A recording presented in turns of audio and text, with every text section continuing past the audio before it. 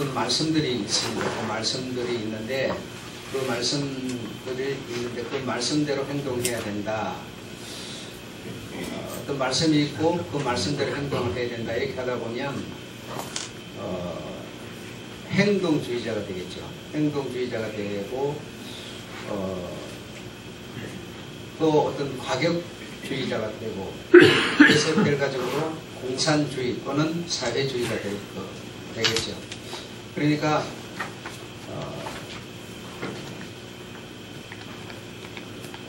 요한복음 3장 8절에 보면 바람이 임의로 불매 그랬습니다. 누구에 의해서 부는 게 아니라 임의로 분다는 거죠.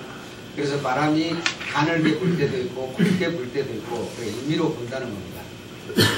또 바람이 불어도 우리가 그 소리를 듣지 못하고 어디로부터 시작해서 지금 여기까지 오고 있는지 어떤 시초, 근원 이런 것도 알 수가 없죠.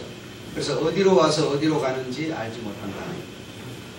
이 말은 어떤 말씀이 있는데 그 말씀대로 행동주의자 같이 되라는 얘기가 아니고 내 마음에서 하나님의 그 어떤 말씀을 들었을 때 이 마음에서 어떤 바람이 불어 일어나는 것처럼 일어나게 된다는 거. 그렇게 되다 보면 예를 들어서 뭐 남을 용서하라 이런 말씀이 있다라고 볼 때 그 용서할 수 있는 사람이 과연 몇 명이나 될 것이면 누가 되겠습니까? 그렇죠? 그런데 그 말씀이 어떤 법이고 그 말씀대로 하지 않으면 안 되는 거라면 전부 다 안 되는 사람만 있겠죠. 되는 사람은 거의가 없겠죠. 그러니까 바람이 임의로 불매라고 하는 것은 어린아이에게는 바람이 잠잠하게 있는 것 같이 없는 것 같이 불기 때문에 별로 느낌을 못 받는다는 얘기죠. 그 느낌을 못 받으니까 어린아이는 어린아이 자기 하고 싶은 대로 할 수밖에 없겠죠. 말하고 생각하고 할 수밖에 없겠죠. 좀 큰 장성한 사람에게는 좀 강한 바람이 자기 속에서 불어 나오게 되는 거죠. 불어 나오게 되니까 좀 어떤 어린아이보다는 좀 강한 어떤 그런 어떤 정도의 느낌이 나타날 수 있겠죠. 다시 말하면 이런 것이 아주 중요한 건데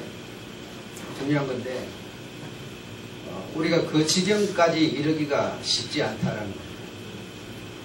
수천 년 전에 예를 들어서 예수님 오실 때만 해도 2000년 됐고 그럼 아브라함 때 또 2000년 됐고 그럼 한 5000년 전의 얘기가 그럼 하나님의 말씀이 있었다고 치잖아요. 그러면 그 말씀이 오늘날 나에게 그 5000년 전에 있던 말씀이 오늘 나에게 그대로 뭐가 되어야 되냐? 내 속에서 나라고 하는 존재를 통해서 복사돼서 나와야 된다는 얘기죠. 태초에 하나님의 말씀이 계셨는데 그 말씀이 곧 하나님이고 그 말씀은 하나님이고 그 말씀이 하나님으로서 하나님께 그 말씀이 있었죠. 그 말씀이 곧 그러니까 당신의 생각과 생명이었는데 그것이 수천 년, 수억 년, 수만 년이 지난 오늘날에 어떤 사람의 마음에서 그것이 복사돼서 나오고 있는 거죠. 그것이 전성의 기록에 의해서 계속 남아서 오는 게 아니다니까요. 여러분, 지금 잘 이해를 해야 됩니다. 그러니까 어떤 기록을 남기고 그 기록이 계속 간신히 보존되고 갖고 그 말씀이 지금 흘러가고 있는 게 아니라니까요. 하고 있는 게 아니고 태초에 계시던 말씀이 누가 그걸 기록을 해갖고 남겨서 그걸 사람에게 보냈겠어요. 그러면 구약 때 있던 말씀이 신약 때 그것이 남아있었어요. 두루마리가 남아있는 부분이 100개 중에 1개, 반개 정도 남아있고 온전히 남아있는 게 하나도 없었어요. 하나도 남아있지 않았는데 신약의 선지자들을 통해서 그 말씀이 그대로 복사돼서 나왔으니 기록이 남아서 나온 게 아니죠, 여러분. 이해 안 되세요? 네. 자기 속에서 성령이 바람이 임의로 부는 것처럼 자기 속에서 성령의 역사를 따라서 태초에 있던 내용도 내 속에서 뭐죠? 내 속에서 역사하는 이는 하나님이기 때문에, 성령이시기 때문에 수천 년 전에, 수억만 년 전에 있던 말씀이 지금 내 속에서 같은 한 하나님으로서 복사돼서 나온다 이 말이죠. 복사돼서 나온대요. 그러니까 이 성경이 꼭 글자를 통해서 남겨서 가는 게 아니다니까요. 그럼 만약에 글자를 통해서 남겨서만, 문자를 통해서 남겨서만 간다고 본다면, 그럼 문자가 만약에 없어져 버리면, 그렇죠? 그럼 하나님도 없어지고 아무것도 없어져 버립니까? 그렇지 않죠. 다 없어져 버려도 바람이 임의로 불고 어디서 와서 어떻게 되는지 모르지만 내 속에 계시는 하나님이, 성령께서 다 없어져 버린, 뭐 종이고 뭐고 아무것도 없어져 버렸어도 내 속에서 종이에 적혀있던 그것이 뭐죠? 복사돼서 나온다 이 말이죠. 복사돼서 나온다고요. 그래서 구원이라고 하는 것은 내 속에 하나님이 오셔야 구원이 되는 것이지, 하나님이 안 온 상태에서 내가 행동한다고 구원이 되는 게 아니다니까요. 행동한다고, 선하게 산다고 구원되는 게 아니다니까요. 아무리 선하게 살아도 나에게 하나님이라는 영이 내게 만약에 안 계시면 선하게 사는 것으로 구원이 되는 게 아니에요. 그래서 성경에 있는 어떤 그 말씀이 있는데 그 말씀을 그대로 우리가 행동하는, 그대로 살아가는 이것이 구원이 아니다니까요. 이것이 구원이 아니에요. 그리 살면 우리 사회, 이 관계가 좋고 부드럽겠죠. 편하겠죠. 서로 사이가 좋겠죠. 그것이 구원은 아니다니까요, 여러분. 구원은 아니라고요. 그러니까 여러분이 이 얘기를 오늘 꿰뚫을 수만 있다면 복음이 무엇인지를 알게 될 거다 이 말입니다. 복음이 무엇인지를 알게 됩니다. 근데 대체적으로 지금 전거되는 내용은 선하게 착하게 말씀대로 사는 것이 복음으로 생각하는 거죠. 말씀대로 살면은 과격주의자가 행동주의자가 사회주의자 공산주의가 된 수밖에 없다 이 말입니다. 예.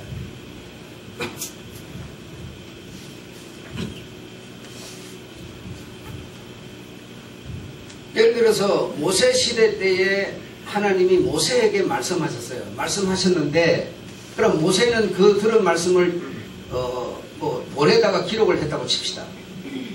그러면 그것이 과연 예수 때까지 그 내용이 그대로 보존돼서 왔느냐 이 말이죠. 그러면 모세 때 궤속에다가 뭐 이런저런 걸 담아서 하나님으로 상징되는 것을 담아서 이렇게 했는데 그것이 유지돼서 왔냐 이 말이죠. 없어요. 오지도 않았어요.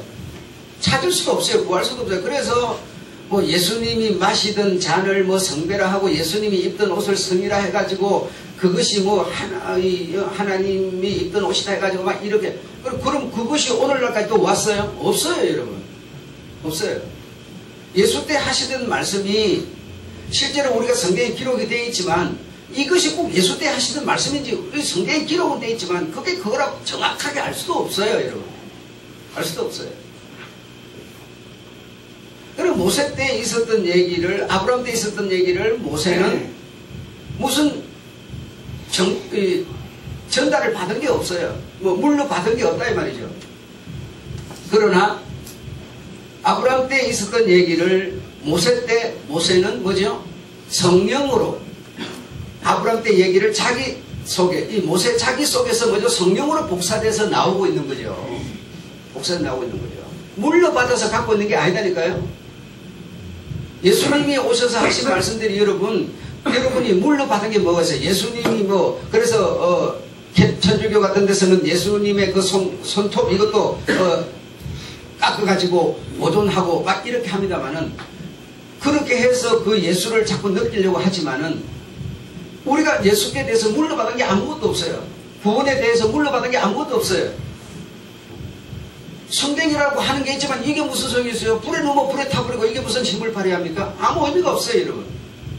이거 있다고 여러분 구원되고 이거 없다고 구원 안 됩니까? 아니에요. 아무 소용이 없어요. 이거 없어도 상관없어요, 여러분. 그러나 예수님께서 우리 인간들에게 주시려는 그 구원이 여러분 속에서 복사돼서 나와야 된다니까요. 복사돼서 나오려면 어떻게 나올 수가 있어요? 하나님이 없이 나온다면 내 이론이 곧 구원이 되는 것이겠죠. 그러나 내 속에 예수라고 하는 그분의 영이 내 속에 와서 나를 통해서 복사돼서 나오고 있기 때문에, 설교돼서 나오고 있기 때문에, 여러분이 그 사실을 통해서 믿고 있기 때문에 구원이 되는 것이죠. 무엇을 물러받아서 되는 게 아니다 이 말입니다.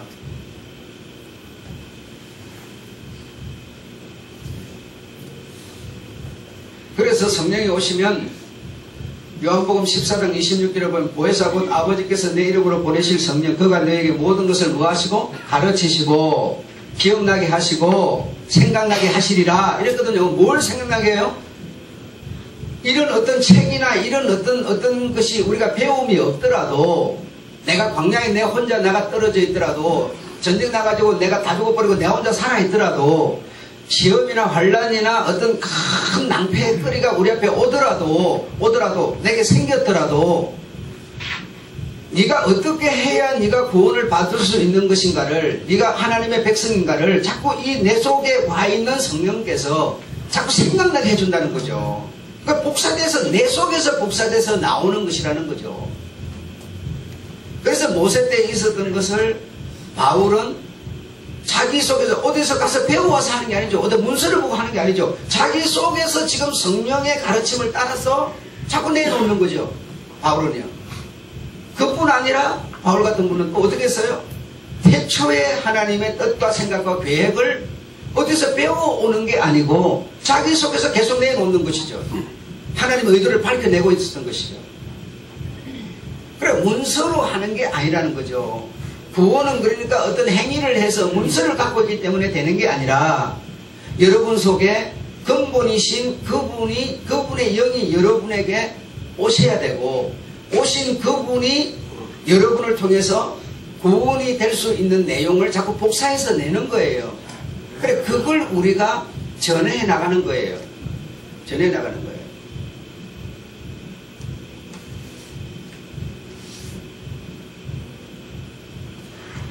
지난 시간에 여러분에게 말씀드린 내용이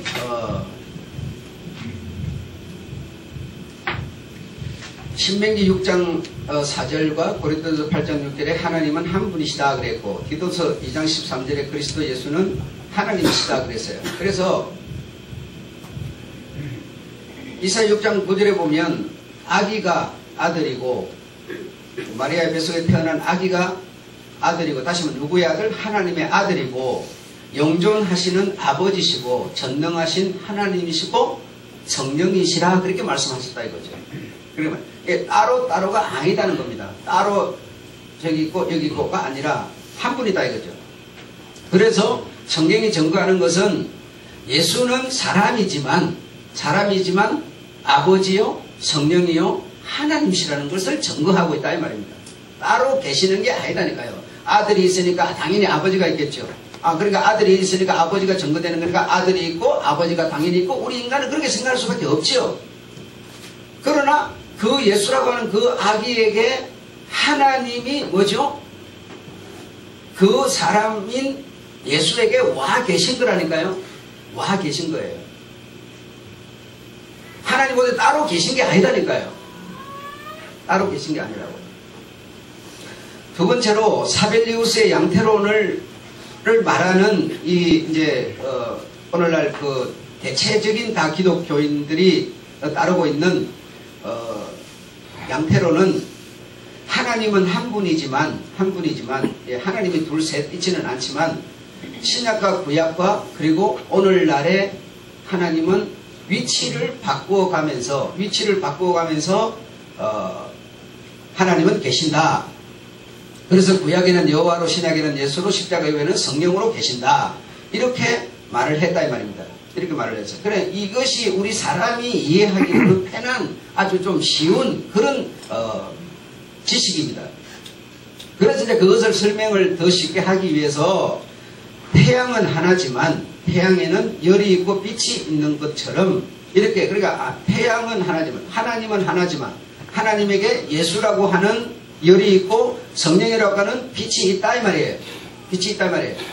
그래서 그 빛이나 그 열은 결국 태양에서 나오는 거기 때문에 하나다 이렇게 말하는 것이 양태론주의자들이다 이 말입니다. 여러분. 아셨죠? 그러나 한번 잘 생각해 보십시오. 문제가 분명히 있습니다. 어떻게 있느냐? 자, 태양이라고 하는 덩어리는 하나님이라고 보고 그럼 거기서 열이 나왔다. 열이 나와서 이제 태양의 덩어리가 따뜻해지잖아요. 그게 그러면 신약의 예수라면 그 열을 보고 우리는 태양이라고 그러지는 않습니다. 만약에 그 태양이 뜨면 빛이 비치니까 빛이 그러면 성령이라고 봤을 때 빛을 보고 우리는 하나님이라고 그러지는 않아요. 그냥 빛일 뿐이죠. 그렇죠. 빛이라고 그러지 그 빛을 보고 태양이다 이렇게 말하는 사람은 없어요. 그래 되면 태양 원조인 근본이신 하나님에게서 뭔가 떨어져 나온 빛도 열도 예수도 성령도 떨어져 나온 상태가 되는 거지만 그러나 성경은 뭘 증거하느냐? 성령은 곧 하나이신 하나님을 증거하고 있는 거죠. 하나이신 하나님을. 그러니까 양태로는 분명히 문제가 있다는 것을 여기서 우리가 알 수밖에 없습니다.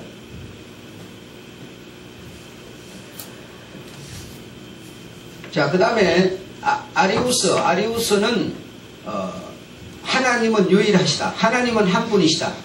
그러나 예수 그리스도는 피조물이다.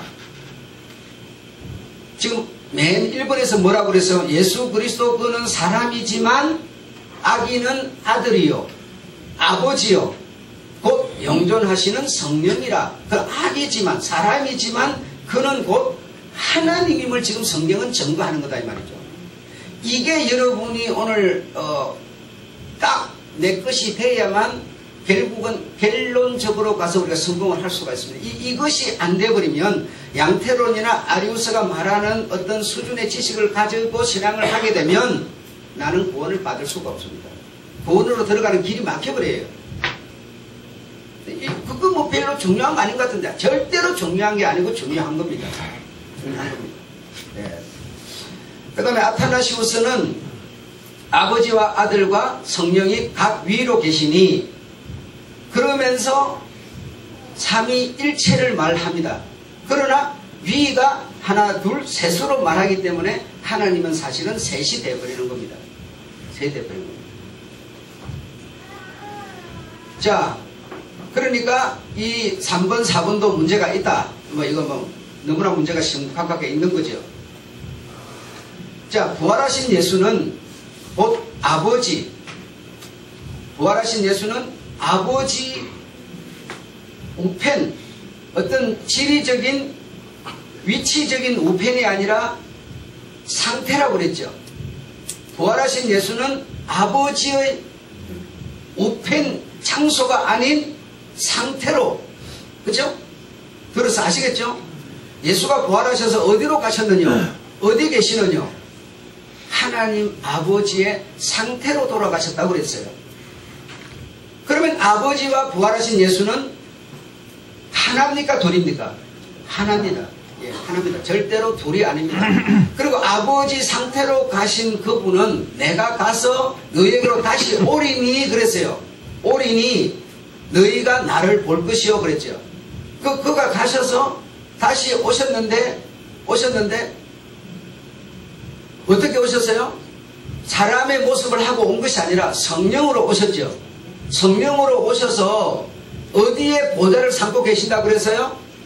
여러분 믿는 자에게 보좌를 삼고 계신다 이 말입니다. 영으로. 아셨죠? 그럼 성령으로 믿는 자에게 와 계시는 그 성령, 그는 곧 부활하신 예수 아버지 각 위가 따로가 아니라 한 위로서 한 분이신 하나님 한 위로서 우리에게 존재하는 겁니다. 존재하는 겁니다. 셋인 하나님이 아니에요. 셋일 수가 없어요, 여러분. 하나님께서.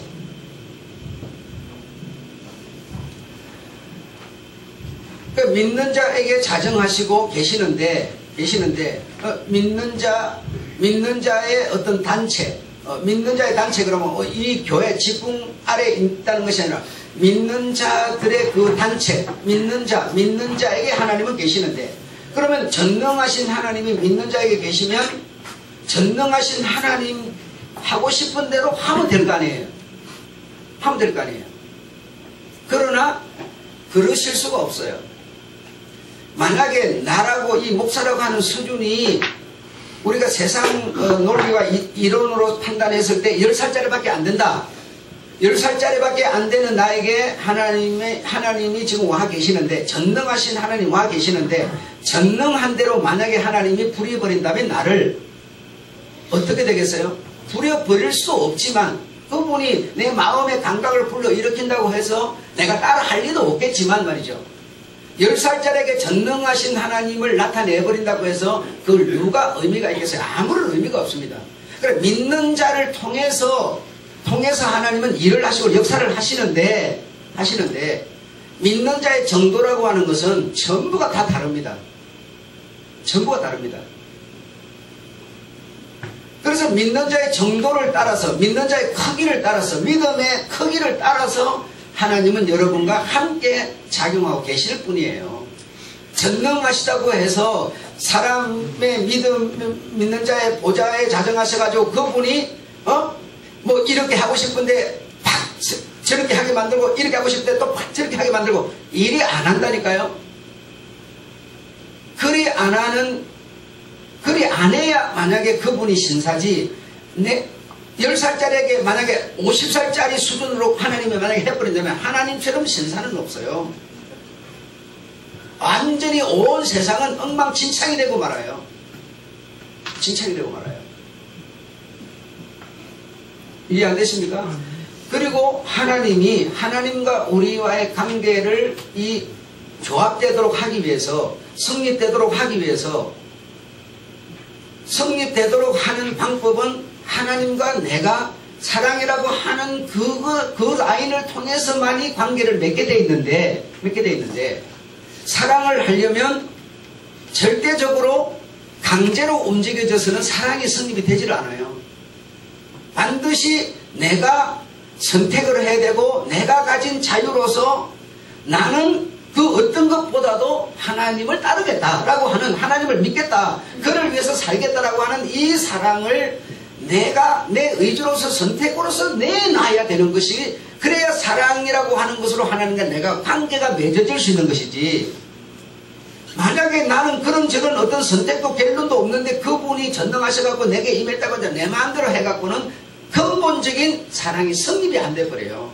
성립이 안 돼요. 될 수가 없어요, 이것은. 그래서 정도의 크기에 따라서 전능하신 하나님이 여러분과 관계를 맺고 있을 뿐이에요. 그래서 성경에도 보게 되면 믿음에 대한 얘기를 많이 합니다. 많이 하는데, 예를 들어서 다비다가 죽었죠. 다비다가 죽었는데, 우리는 사람이 죽으면 장지를 어디로 정할 것이냐, 왜 죽었느냐, 병이 났느냐, 사고가 났느냐, 자동차로 치여 죽었느냐, 온갖 얘기. 이 사람이 살면서 빚진 거는 없느냐, 전부 이런 얘기만 하지요. 그러나 성경의 믿음의 얘기는 무슨 얘기를 하는 거 아니? 다비다가 죽었는데 다비다를 찾아온 벗들이 다비다가 그동안 살면서 어떻게 살았느냐를 따진 것이 아니라, 다비다를 위해서, 이 죽은 자를 다시 살리기 위해서 주의 종을 모셔다가 우리가 기도를 받자, 이렇게 그의 벗들은 그렇게 말했고, 그 말을 따라서 주의 종 베드로를 청에다가, 요바에 있는 베드로를 청에다가 기도를 받았더니 다비다가 살아났어요. 다시 말하면 성경은 우리에게 이렇게 믿음의 얘기를 하는 겁니다. 어떤 사람은 사람이 죽으면 장지로 어디 할 거냐, 빚은 없느냐, 왜 죽었느냐, 이런 거 따지지만, 믿음이 있는 사람은 뭐죠? 이 사람이 죽어서 세상에 없더라도 이 사람의 영혼이라도 구원을 받아야 되겠으니 목사를 청에다가 기도를 받자, 기도를 드리자, 예배를 드리자. 다시 말하면 믿음의 크기는 전부 각양각색으로 다르게 나오는 거죠, 현상이라는 게. 그러니까 여러분이 지금 믿음의 크기가 여러분이 다 있는데, 크기를 따라서 하나님은 함께하고 계시는 거예요. 10살짜리 믿음에게 어떻게 하나님이 50살짜리를 갖다가 바로 주입을 시켜버리겠느냐 이거죠. 안 되는 거죠, 여러분. 그래 하면 또라이라고 그러지, 정신병자라고 그러지. 아니 10살짜리가 중학교도 졸업 안 한 게 무슨 대학교 나온 그 이상의 얘기를 막 해대면 그걸 누가 믿고 따르겠어요. 하나님 그래 하시지도 않겠지만. 그래서 사람과 인간은 반드시 관계가 맺어지는데 무엇으로만 맺어지느냐? 사람, 즉 믿음으로만 맺어지게 돼 있어요. 믿음이 아니고는 절대로 관계는 안 맺어져요. 여러분 사람 밟는 거 보세요. 사람이라고 하는 존재도 내가 여러분의 얼굴을 보지만 여러분과 내가 믿음이 없으면 서로 사랑할 수도 없고 신뢰도 없고 아무런 의미가 없어요. 같이 살아도 사는 것도 아니죠. 인간의 관계는 반드시 믿음과 신뢰, 즉 사랑으로 이루어지는 것인데 그런 게 없이 얼굴 보면 뭐합니까? 한 공동체가 아닌데요. 그렇지 않습니까? 이런 것처럼 하나님과 우리는 하나가 되는 길이 뭐냐면 믿음이라고 하는 이 사랑을 초월해서 하나 되는 법은 없습니다. 내가 어떤 행동을 해준다고 해서 그것으로 하나 되는 게 아니라니까요. 내가 선하게 살아준다고 해서 하나 되는 게 아니라니까요.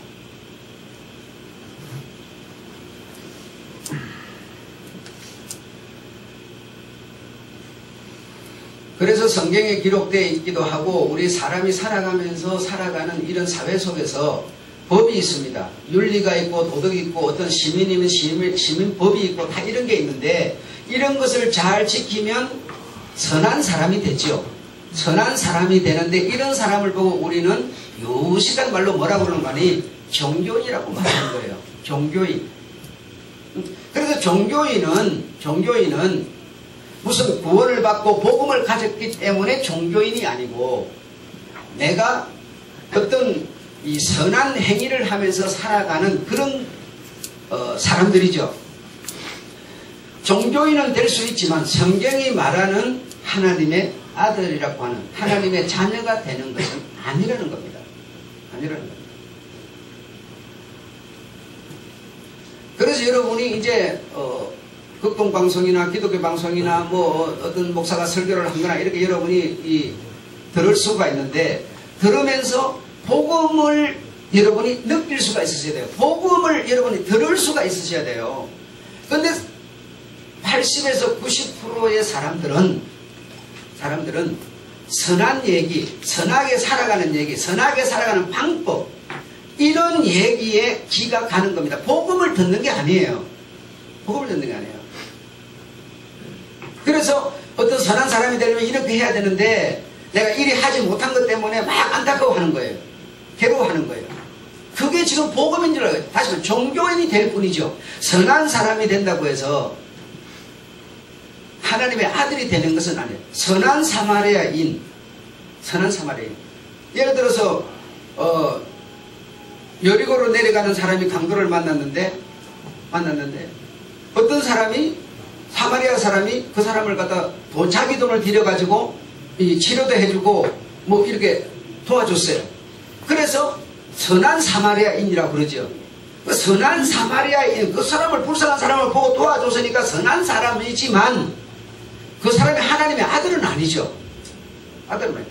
그래서 하나님의 아들이 되는 길이 그건 줄로 알고 나는 일주일에 몇 번씩 금식도 하고 뭐 11조도 드리고 하나님의 말씀을 따라서 이렇게 선하게 살았는데 내가 과연 구원을 받을 수 있으니까? 라고 주께 물어봤더니 하나님의 아들이 되는 것은 얼마나 어려운지 낙타가 바늘기로 들어가는 것보다 어렵도다라고 말씀을 했어요. 그러면 그렇게 선하게 사는 그것이 해답이라면 그렇게 너도 하면 된다 이러면 되겠죠. 근데 주님은 말은 완전히 다른 해답이 나왔어요. 그런데 오늘날 이 복음을 전한다고 하는 어떤 이 사회 속에서 사람을 선한 사람, 다시 말해 종교인을 만들고 있을 뿐이지 하나님의 아들이 되도록 하고 있지는 않아요. 이걸 여러분이 구분하셔서 복음을 들을 수 있는 하나님의 자녀 아들이 될 수 있는 귀가 열리셔야 된다는 겁니다. 귀가 열리셔야 돼요. 이 귀가 안 열리는 사람은 어디에 솔깃한 귀를 언제나 제공하는 거 아니? 선한 소리, 착한 소리, 정직한 소리. 정직하다고 여러분 구원받습니까? 회개한다고 뉘우친다고 구원받아요? 뉘우치고 예수를 모셨을 때만이 구원이 되는 겁니다. 정직하다고 구원되는 것도 아니에요. 그런 소리에 우리는 언제나 이 길을 제공하는 거예요. 길을 제공하는 겁니다.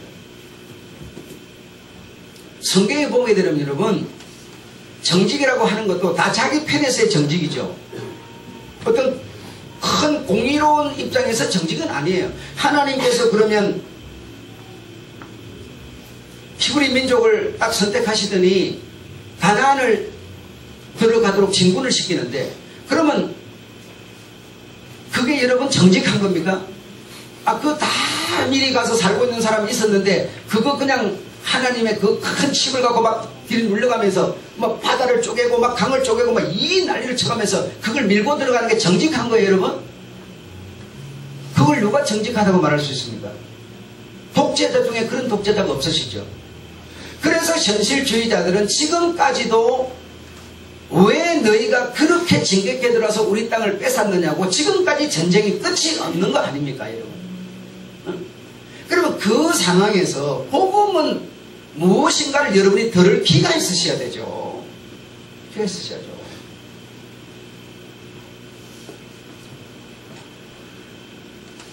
자, 이런 것을 좀 더 풀어가도록 하겠습니다. 여러분, 대통령이 계시는데 나라마다 대통령이 있고 왕이 있는데 왕의 아들, 대통령의 아들은 누가 대통령의 아들입니까? 대통령의 아들, 왕의 아들은 대통령이나 왕이 자기가 낳은 자가 대통령의 아들이고 왕의 아들이죠. 그렇죠? 그러면 왕이 대통령이 낳은 자 중에 착하게 안 사는 놈이 있고 착하게 사는 놈이 있어요. 둘이가 있는데, 그럼 착하게 사는 놈은 대통령 아들이고 안 착하게 사는 사람은 대통령 아들이 아닐까요? 어때요, 선우 집사님? 누가 아들이에요? 둘 다 아들입니다. 둘 다 아들이죠. 그러니까 선하게 안 살고 착하게 안 사는 자도 대통령의 아들이에요. 왜? 존재가 같기 때문입니다. 아시겠어요? 자기 뱃속으로 낳은 내 아들인데 이놈이 친구를 잘못 만나가지고 선하게 살지 않아요. 세상 사람에게 칭송을 받도록 살지 않아요. 아버지가 가진 권세를 이용해가지고 나쁜 짓을 해요. 그래도 뭐예요? 대통령의 아들이에요. 대통령의 아들. 그게 대통령의 아들이라는 것을, 이놈이 악하게 살아도 대통령의 아들이라는 것을 누가 증거를 한다? 성경이라는 것이 증거를 한다니까요. 그게 뭐냐면 바로 탕자 얘기 같은 얘기들이죠. 탕자가 어떻게 선합니까? 형님은 죽으라고 빼빠지게 집에서 아버지 명받아서 일하고 있는데 자기는 자기 건방지게 다 챙겨가지고 가서 그것도 기집질하면서 허랑방탕에 다 써버리는, 그게 어떻게 착한 놈이냐 이거예요. 그런데도 아버지는 뭐요? 그놈이 자기 존재이기 때문에, 내 아들이기 때문에 나가는 날부터 돌아올 때까지 문 열어놓고 오면 가라티 끼워주려고, 신발 신겨주려고, 좋은 옷 입히려고, 맛있는 음식 준비해가지고 돌아올 때까지 기다리고 있었어요. 왜 그럴까요? 자기 아들이기 때문에. 선하게 산다고만 해서 하나님의 아들이 아닙니다. 그런데 복음이라고 하는 이름 하에 오늘날 복음을 어떻게 지내야 됩니까? 자꾸 착한 사람, 선한 사람만 전도되는 거예요. 그게 곧 복음인 줄 알고 그게 곧 진리인 줄로 알아요. 성경은 전혀 다른 얘기를 하는데 다른 얘기를 들을 기가 우리에게 없어요. 여러분 이걸 느끼셔야, 이게 해결이 돼야만 여러분은 하나님의 자녀가 될 수 있고, 다시 말하면 거듭난 존재가 바뀔 수가 있어요. 이것이 안 되면, 이 복음을 듣는 능력이 없으면 존재가 바뀌지를 않아요. 존재가 바뀌지 않는다는 얘기는 구원에 이를 수가 없다는 뜻이 되는 겁니다. 그런데 거기서 한 단계 더 밑으로 내려가게 되면 뭐예요? 교회 다녀서 예수 믿어서 뭐죠? 잘 되는 거, 잘 사는 거, 복 받는 거, 이런 거, 형통, 이런 쪽에 있는 것은 뭐죠? 요 단계보다 더 아래 단계죠. 그 수준은 여러분. 하나님, 다시 말하면 왕의 대통령의 아들이면 대통령이 돈이 많으니까 그 아들도 돈이 많아야 된다. 그런 논리가 되는 거죠. 그러나 존재가 바뀌는 것은 어떤 존재가 가치 된다는 것이지 어떤 내가 가진 것이 가치 된다. 그런 뜻은 아닌 겁니다. 아닌 겁니다. 그러니까 얼마나 이 땅의 복음이라는 것이 오염되고 잘못된 방향으로 흐르는가를 우리가 이해하셔야 된다니까요.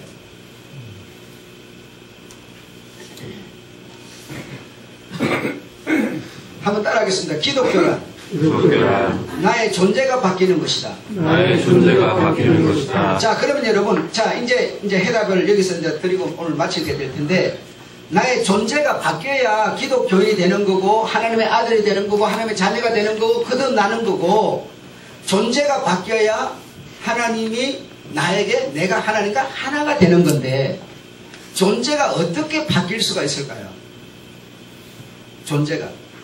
존재가 바뀌는 방법은 앞에서 말씀드렸지만은 하나님과 내가 관계를 맺는 길밖에 없어요. 다른 길이 없어요. 다시 말하면 하나님이 나와 관계를 맺어야 되는데 관계를 맺으려면 어떻게 맺는 거 아니? 다른 어떤 내가 돈을 많이 드린다고 그분이 야, 니 돈 많이 주니까 내가 니하고 그 아버지 해줄게. 이 절대로 일 안 해요. 사람하고 그분은 달라서 실수가 없어져서 사람은 어떤 눈에 보이는 것에 의해서 움직여버리지만 하나님은 그래 하잖아요. 그러니까 우리의 중심이 과연 나를 사랑하는가? 다른 말로 말하면 나를 믿는가를 지금 보는 거예요.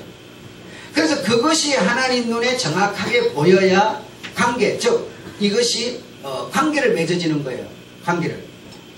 자, 그러면 이렇게 관계가 맺어져야만 존재가 바뀌는 건데 그 존재가 바뀌려면 그럼 뭐가 바뀌어야 되느냐?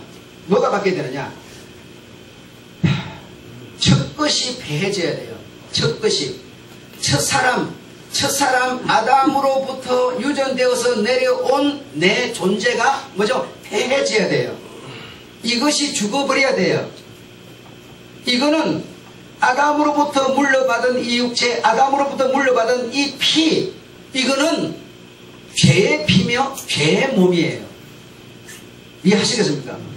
원래 그런 것은 아니었지만 하나님이 하나님의 생기를 불어넣어 주었지만 그러나 이들이 범죄함으로 범죄한 이들로 말미암아 우리에게 지금 전부 죄로 말미암은 것들이 전부 인격에서부터 피에서부터 모든 것이 죄와 연관된 것으로 우리가 만들어졌어요.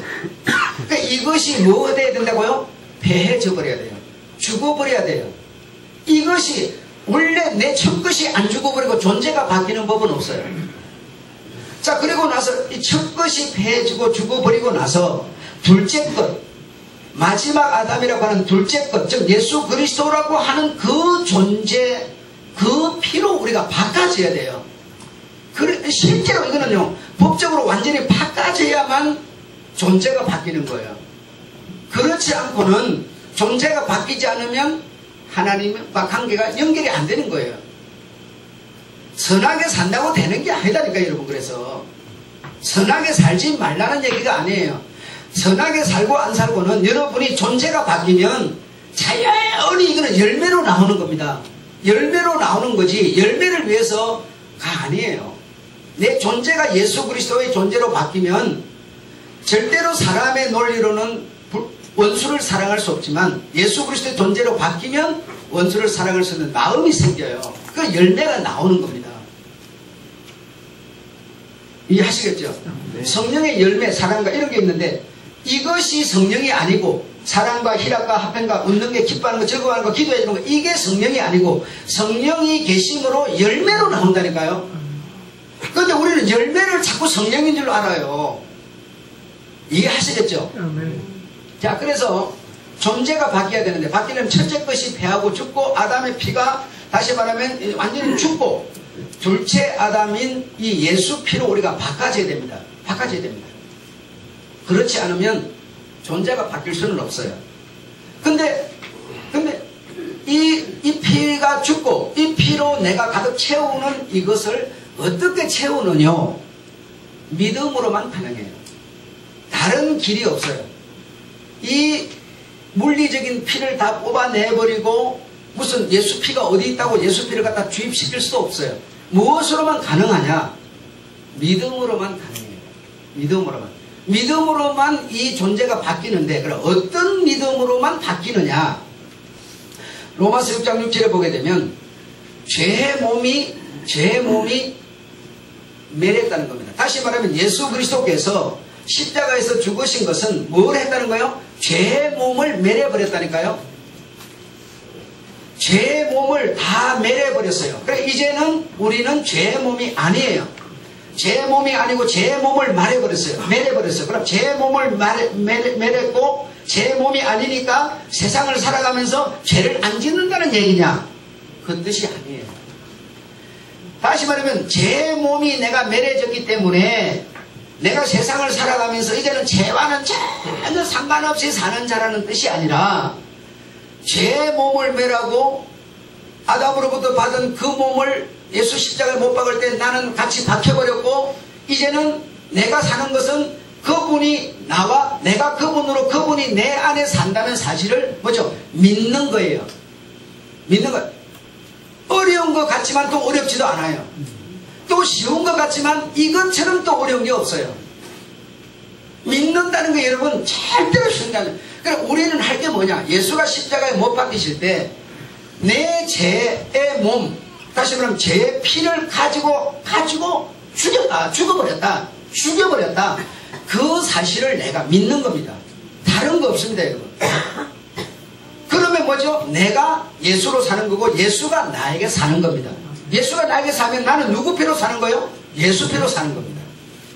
그러면 나는 죄를 전혀 안 짓는 얘기냐? 앞에서 말한 것처럼 왕의 아들이 되었다고 해서 꼭 선하게 사는 것만이 아니에요.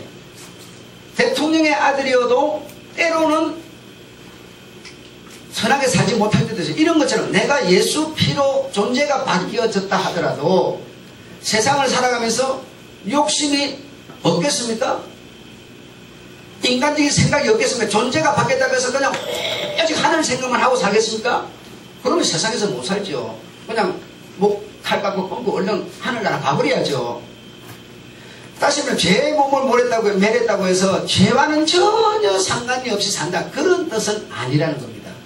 아버지의 아들이었어도 당자는 아버지의 분명히 아들이었으나 자기 생각이 있었고 자기 생각대로 뭐죠? 죄를 짓고 있었어요. 그러나 그래도 그는 뭐였어요? 하나님, 왕의 아버지의 아들이었죠. 그래요, 안 그래요? 그렇죠? 왜 인정이 안 되세요?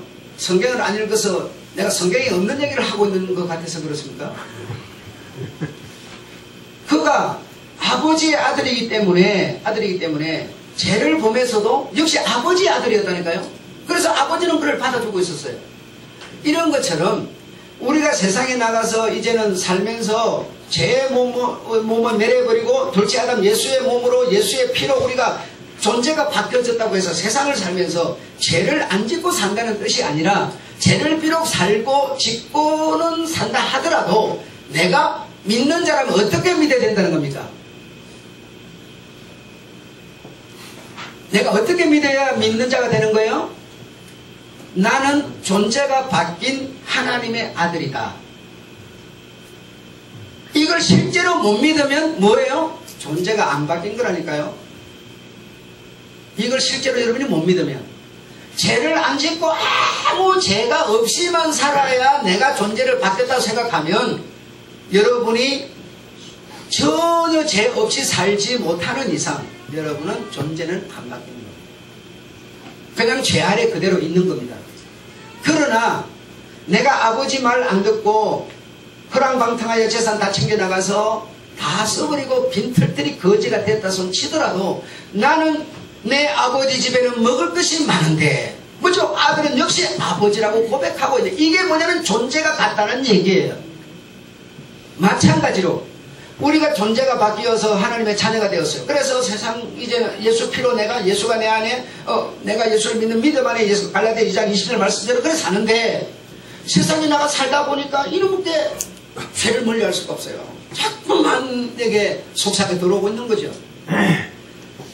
그럴 때 여러분이 아이고 그래 맞아 나는 역시 안 돼, 나는 안 되는 자야, 이렇게 되면 여러분의 존재는 안 바뀐 존재지만, 그러나 여러분이 만약 그런 상황이 됐을 때, 그럴지라도 나는 첫사람 아담은 내가 죽고 예수 피로, 예수 존재로 나는 사는, 하나님은 역시 내 아버지야. 이렇게 여러분이 고집이 아니라 실제로 이것이 믿음으로 고백되어져야 존재가 바뀐 자다 이 말입니다. 존재는 이렇게 바뀌는 겁니다. 이 존재를 바꾸시려고 하나님이 죄의 모든 이 권한을 짊어지시고 십자가에서 죽으신 겁니다. 이해되셨습니까? 그래서 여러분 이렇게 듣고 보니까 선하게 사는 거, 살지 말라니까 선하게 사는 것으로가 아니라는 것이 고백되지 않습니까? 그렇죠?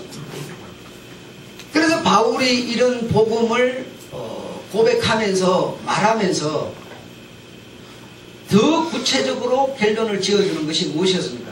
그래서 나는 오라, 나는 공고한 자로다. 내가 그리스도의 생명의 법으로 사는 고백과 믿음과 그런 존재가 바뀌었지만, 그러나 나에게 역시 죄가 함께하는 것이로다 하면서 고백했어요. 그러면서 그 이제 자기 속에 두 개가 있다는 것을 고백하면서 그에게 두 개가 분명히 있지만 딱 해답이 나왔는데 그게 뭡니까? 이제 내가 사는 것은, 그렇죠? 그리고 죄와 더불어 사는 것이 아니라 생명의 성령의 법으로 사는 거다. 그리스도 예수 안에 있는 나는 사는 방법은 어떻게 산다? 생명의 성령의 법으로 사는 거다. 이것이 바로 바울의 해답이었죠. 이것이 우리가 여러분 안 되면 우리는 존재가 안 바뀐 자입니다. 여러분이 꼭 선하게 살아서만 이런 고백을 하는 게 아니고, 내가 이 상태, 이 모양, 이 모습으로 내 존재는 예수 그리스도 하나다라고 하는 고백을 하면서 사는 자가, 존재가 바뀐 자라는 거예요. 그리고 이 자를 보고 우리는 하나님의 자녀다, 아들이다 이렇게 말하는 것이고, 다른 말로 구원을 받았다고 말하는 겁니다.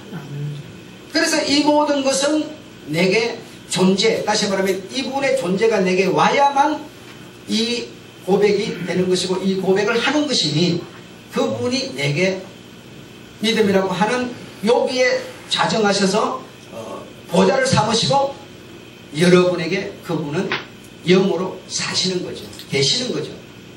이해되셨습니까? 네. 존재는 이렇게 바뀌는 것이지 선하게 살아서 덕을 쌓아서 바뀌는 게 아니라는 겁니다. 잘 이해가 되셨기를 바라면서 오늘 여기까지 하고 마치겠습니다. 하나님 아버지,